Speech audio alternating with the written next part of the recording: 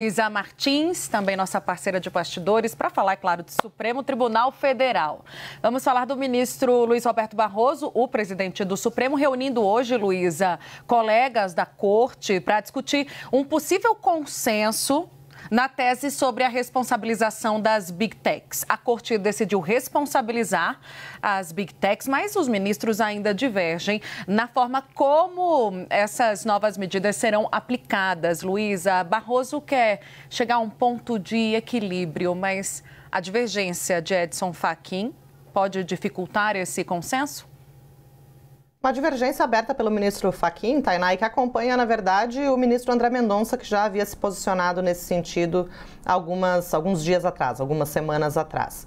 Tainá, nesse momento, agora está acontecendo o almoço que foi marcado pelo presidente Luiz Roberto Barroso, com todos os ministros do Supremo, aí no próprio STF, que a gente vê aí o prédio na tela. Eles estão discutindo, a sessão plenária deve começar aí em uma meia horinha, e eles estão discutindo justamente em que medida os votos colhidos por todos os ministros, pelos ministros que já se manifestaram até agora, e falta só o ministro Nunes Marques, em que medida esses votos convergem ou divergem e se é possível, afinal, ter algum tipo de consenso, É uma estratégia, um artifício, digamos assim, que tem sido usado por Barroso em casos de grande complexidade para acabar proclamando uma tese única que represente um pouco do ponto de vista dos ministros como um todo e, com isso, mostrar à sociedade que o STF é um tribunal unido e não mais aquelas 11 ilhas, que se convencionou, uma definição que se convencionou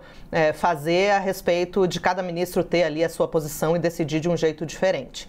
Então, é um almoço para estabelecer essa ponte de diálogo entre os 11 ministros, ver se é possível, então, chegar a um ponto de equilíbrio e a uma tese digamos que represente aí um consenso. Agora, as divergências do Fachin e do ministro André Mendonça, Tainá e Uribe, elas dificultam um pouco a elaboração desse consenso. E por que eu digo isso?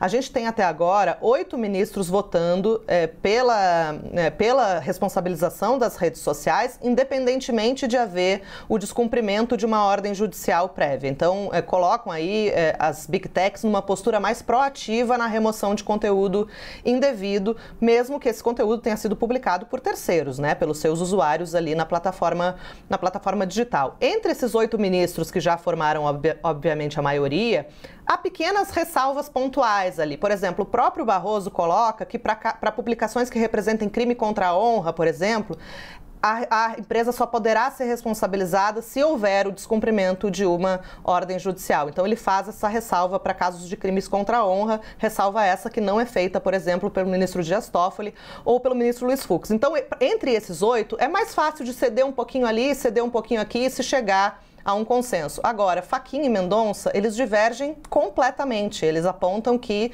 não cabe nenhum tipo de punição às plataformas se não houver um descumprimento de ordem judicial sob pena de prejudicar e violar o princípio da liberdade de expressão, e ambos também, só para concluir, defendem uma postura contida do STF nesse momento, afinal seria uma discussão que caberia à arena política, ou seja, ao Congresso Nacional fazer. Então, são 2 votos que, por serem muito divergentes dos demais, dificultam um pouco essa negociação por uma tese que seja um ponto de equilíbrio entre todos os ministros. Praticamente, Fachin e Mendonça teriam que abrir mão do seu voto em nome de uma tese comum. Vamos ver se eles estão dispostos a isso.